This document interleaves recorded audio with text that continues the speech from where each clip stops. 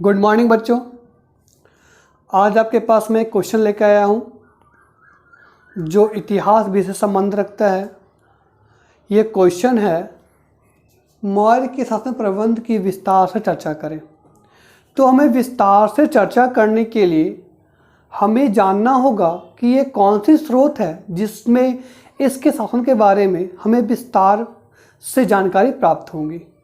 तो हमारे पास दो ऐसे स्रोत हैं जो अति विश्वसनीय हैं। पहला क्या है? पहला है चाणक्य द्वारा रचित पुस्तक अर्थशास्त्र और दूसरा है आपके मेगास्थनीज का इंडिका। इन दोनों पुस्तकों के माध्यम से हम मौर्य शासन के प्रबंध के बारे में भली भांति जानकारी प्राप्त लोग कर सकते हैं।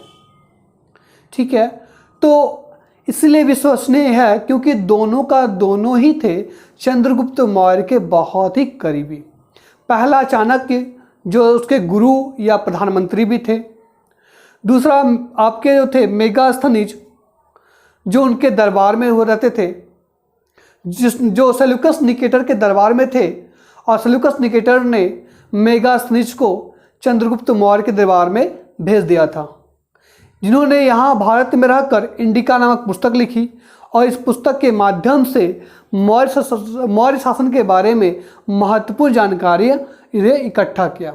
ठीक है, तो हम जानते हैं कि इन दोनों लेखकों के जो पुस्तक है उसके माध्यम से अगर हम देखें और इतिहासकारों ने अपना मंतव्य जो प्रस्तुत किया है उसके द्वारा हम देखें तो मौर्य शासन को 4 भागों में बांटा गया है। कितने भागों में बांटा गया?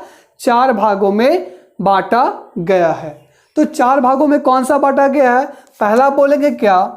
केंद्रीय शासन। क्या बोलेंगे? केंद्रीय शासन। दूसरा बोला गया है प्रांतीय शासन। तीसरा है नगरीय शासन और चौथा है ग्रामीण शासन। ठीक है, इन चारों के माध्यम से हम समझ सकेंगे कि किस प्रकार का मौर्य समाज के अंतर्गत शासन प्रक्रिया थी। तो पहले लोग देखते हैं कि केंद्रीय शासन। तो केंद्रीय शासन के अंतर्गत 2 आते हैं, एक है राजा और दूसरा है कौन? मंत्री परिषद। दूसरा कौन है? मंत्री परिषद। ठीक है, दूसरा कौन है? मंत्री परिषद। दूसरा कौन है? मंत्री परिषद। कौन आएगा? मंत्री परिषद। तो मंत्री परिषद और राजा, इन दोनों को हम किस में रखते हैं? केंद्रीय प्रशासन के अंतर्गत हम रखते हैं। तो राजा, ये राजा जो कहा गया है, ये राजा ये निरंकुश नहीं था। राजा क्या था? राजा निरंकुश नहीं था और इसे भी मंत्रियों के द्वारा इसके कार्यों में अंकुश लगाने का प्रावधान था। कहने का मतलब है यहाँ राजा अपने आप को निरंकुश नहीं रखा और ये मंत्रियों के द्वारा भी इसे क्या किया गया? अंकुश लगाया गया है। उस पर मंत्रियों का अंकुश है। चाणक्य ने राज्य के 7 अंग बताएं। चाणक्य ने राजा के बोला गया राजा के या राज्य के 7 अंग बताएं। 7 अंग कौन कौन सा होगा? तो राजा के 7 अंग कौन थे? एक स्वयं राजा, दूसरा सैनिक, अमात्य, तीसरा अमात्य हो गया, चौथा कोष, 5वां जनपद, 6ठा जो होगा वो मित्र होगा और 7वां क्या होगा? ये दुर्ग। ये 7 अंग बताए गए। किसी भी राज्य के ये क्या है? ये 7 अंग हैं। क्या क्या है? राजा, सैनिक, अमात्य, कोष, जनपद, मित्र और दुर्ग। ये 7 अंग बताए गए हैं। किसके? ये राज्य के 7 अंग बताए गए हैं। तो हम बात करते हैं राजा। यहां राजा क्या होता है? राज्य का सर्वे सर्वा होगा, जिसके अंतर्गत, जिसके अनुसार ये राज्य का प्रशासन का कार्य निर्वहन किया जाएगा। दूसरा है सैनिक, जो रक्षात्मक रवैया अपनाएगा। तीसरा अमात्य, इसे मंत्री कह सकते हैं। कोष यानी कि फंड, जिसके द्वारा हम राज्य के आर्थिक मामलों की देखरेख कर सकते हैं। जनपद, जनपद का मतलब होता है जो लोगों का समूह होता है वो जनपद कहा गया है। मित्र मतलब राजा का जो मित्र संबंध होंगे। और इसके बाद क्या दुर्ग बोला गया है। ये दुर्ग का मतलब क्या था? किले, जिस पर किलों पर क्या करते हैं? इन मंत्रियों लोगों का या राजाओं का या सेनापति लोग रह करके क्या करते हैं? पूरे राज्य की देखभाल करते हैं। ये 7 अंग बताए किसने? ये किसने बताया? ये बताया कौटिल्य ने, जिसका नाम क्या है? चाणक्य भी है। इसका नाम क्या है? आपके विष्णुगुप्त भी है। और इसका नाम कौटिल्य, चाणक्य और विष्णुगुप्त। ठीक है। अब हम बात करते हैं दूसरा, मंत्री परिषद। तो मौर्य प्रशासन के अंतर्गत बताया गया है कि मंत्री परिषद के अंतर्गत 12 से 20 लोग कितने थे? अब बताए, बात करते हैं किसका? मंत्री परिषद का। बात किसका करते हैं हम लोग? मंत्री परिषद का बात करते हैं। तो मंत्री परिषद का बात करते हैं तो इसे बोला गया क्या? 12 से 20। कितना है? 12 से 20 लोगों का एक समूह हुआ करता था, जिसके द्वारा इसके कार्य का निर्वहन किया जाता था। बोला गया है और प्रत्येक मंत्री को 12,000 पन, क्या बोला गया है? 12,000 पन देने की प्रथा। इसे पारिश्रमिक बोल सकते हो। इसे बोलते हैं क्या? वेतन। वेतन के रूप में 12,000 पन इसे दिया जाता था। अब बात करते हैं क्या कि यहां पर अमात्य मंडल, यह अमात्य मंत्री परिषद के अंतर्गत होता है क्या? अमात्य मंडल। अब हम थोड़ा सा बात कर लेते हैं मंत्री परिषद और अमात्य मंडल के बारे में। तो यहां पर बोला गया है मंत्री परिषद, बोला गया मंत्री परिषद के अंतर्गत यहां पर होता है क्या? आपके अमात्य मंडल। अमात्य मंडल अर्थात वर्तमान में देखा जाए तो क्या होगा? ये होगा मंत्री मंडल। क्या होंगे? मंत्री मंडल। जो ये मंत्रिमंडल जो होंगे राज्य के आवश्यक कार्यभार में अपनी महत्वपूर्ण भूमिका को निभाएंगे।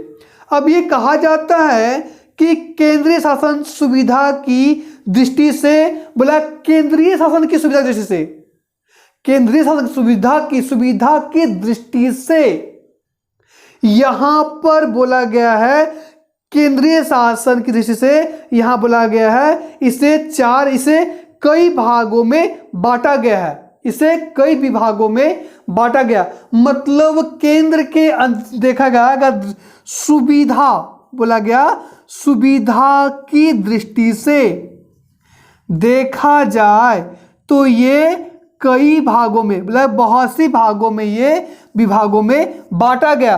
और इस विभाग को कहते थे क्या? तीर्थ। और प्रत्येक विभाग या प्रत्येक तीर्थ का एक अध्यक्ष हुआ करता था, जिसे बोला गया अमात्य मंडल या आपके अमात्य। इसे बोला गया महामात्र, इसे महामात्र कहा गया है, या इसे क्या कहा गया? इसे बोला गया है क्या? तीर्थ, या इसे अमात्य कहा गया है। ठीक है। अर्थशास्त्र में कुल 18 तीर्थों की चर्चा की गई है। इसमें कितनी चर्चा की गई है? 18 तीर्थों की चर्चा इसमें की गई है। कितना किया गया है? इसमें 18 तीर्थों की चर्चा इसमें की गई है। क्योंकि अगर ये 18 भागों में बटा है तो 18 मंत्री होंगे। ये 18 मंत्री अपने अपने विभाग को संभालेंगे। जब सभी अपने अपने विभाग को संभालेंगे तो निश्चित रूप से क्या होगा? शासन बहुत ही सुविधाजनक होगा, बहुत ही आराम से होगा और सभी कार्य क्या होंगे, बारीकी से होंगे। इसके लिए क्या किया गया, केंद्रीय सुविधा अनुसार से इसे कई भागों में बांटा गया है और मुख्य रूप से ये 18 तीर्थों या 18 विभागों में क्या था, बटा हुआ था। और प्रत्येक तीर्थ का एक अध्यक्ष हुआ करते थे, से कहा गया है क्या, आमात्य, या आमात्य कह सकते हैं या महामात्र, जो मैंने यहां आमात्य शब्द का प्रयोग आपस किया था। ठीक है, आमात्य का कह सकते हैं या महामात्र कहते हैं, जो इस विभाग का अध्यक्ष हुआ करता था। यह था क्या, इसके आपके मंत्री परिषद के अंतर्गत में। अब आते हैं क्या, प्रांतीय शासन। दूसरे में क्या आते हैं हम लोग, अब चर्चा करते हैं किसके, प्रांतीय शासन के अंतर्गत। अब हम लोग बात करते हैं किसका, प्रांतीय शासन के अंतर्गत। बोला गया प्रांत, प्रांतीय शासन के अंतर्गत हम बात करते हैं। तो प्रांतीय शासन के अंतर्गत क्या बताया गया है, यह बोला गया है अशोक के अभिलेख में, जो अशोक के जो अभिलेख प्राप्त हुए हैं, उस अभिलेख में इसमें प्रांतों को इन प्रांतों को 5 भागों में बांटा गया है। तो पहला बोला गया उद्दिच उत्तरापथ। पहला क्या बोला गया, उद्दिच उत्तरापथ। क्या बोला गया, उद्दिच उत्तरापथ। दूसरी की बात करते हैं तो दूसरा है आपका अवंती। दूसरा क्या है, अवंती, जिसका दूसरा क्या है, अवंती। तीसरी की बात करते हैं तो बोला गया है कलिंग। तीसरा क्या बोला गया है, कलिंग। तीसरा क्या बोला, कलिंग बोला गया है। और चौथे की बात करते हैं तो दक्षिणापथ। क्या होगा, दक्षिणापथ। दक्षिणापथ की बात करते हैं। और पांचवें की अगर बात हम लोग की जाए तो पांचवें की बात करते हैं क्या, प्राच्य। ये 5 भागों में किसने बताया, ये आपके कहां प्राप्त हुआ है, ये अभिलेख में प्राप्त हुआ है। अशोक के जो अभिलेख प्राप्त हुए हैं, उन अभिलेखों के माध्यम से देखा जाए तो प्रांतों को 5 भागों में बांटा गया है। एक बोला गया क्या, उद्दिच उत्तरापथ, अवंती, कलिंग, दक्षिणापथ और प्राच्य। अगर हम लोग उद्दिच उत्तरापथ की बात करते हैं तो जिसकी राजधानी कहां थी, तक्षशिला। क्या बोला गया है, तक्षशिला। इसकी राजधानी की बात कौन सी होगी, तक्षशिला। एक बार फिर से आप लोग को हम ये कर देते हैं, यहां पर हल्का सा लिख करके चर्चा कर, ताकि आप लोगों को सुविधा होगा। ये उद्दिच की बात की जाए तो इसकी राजधानी कहां थी आपकी, तक्षशिला। ये वर्तमान में कहां है, पाकिस्तान में। कहां पर है, पाकिस्तान में। दूसरा होता है अवंती, इसका कहां है, उज्जैन। तीसरी बात करते हैं कलिंग का, तो ये कहां है, तोसली। इसकी राजधानी तोसली है। दक्षिणापथ की बात करते हैं तो ये क्या है, स्वर्णगिरी है। और पांचवा की बात करते हैं तो ये कौन सा होगा, पाटलिपुत्र। ये क्या होगा, पाटलिपुत्र, जिसे वर्तमान में हम लोग पटना कहते हैं। ये 5 भागों में इसके क्या थे, प्रांतीय शासन बटे हुए थे। अब बात करते हैं क्या, नगरीय शासन के बारे में। तो ये बिल्कुल समझ में आ गया बच्चों, आप लोगों को बिल्कुल क्लियर हो गया। अब हम लोग किसकी बात करते हैं, अब हम लोग बात करते हैं क्या, नगरीय प्रशासन के बारे में चर्चा करते हैं। ठीक है,